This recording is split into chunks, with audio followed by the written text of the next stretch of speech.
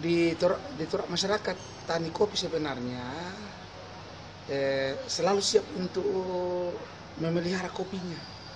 Bahkan kopi yang sudah besar pohonnya itu sudah ada yang 10 tahun lebih. Tapi ada juga yang menebang kopinya mungkin karena persoalan kopi tidak produktif lagi. Terus petani kopi juga petani di Toraja itu termasuk petani lata. Karena begitu naik harga kopi, tidak pun sawah juga dia mau tanami kopi. Tapi begitu harga kopi turun, dibiarkan saja itu kopi. Tidak ada perhatian Pemkap ini sama.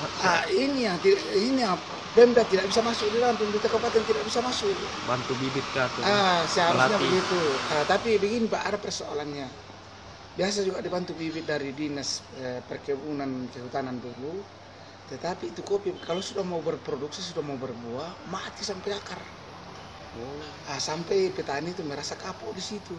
Nah, jadi petani itu maunya bibit sendiri, baru dibantu oleh pemerintah, ada ala kadarnya pembiayaan supaya bibit yang lokal, bukan bibit yang diproduksi oleh dinas pertanian atau perkebunan.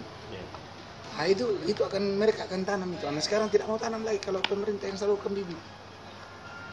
Okay. Ya.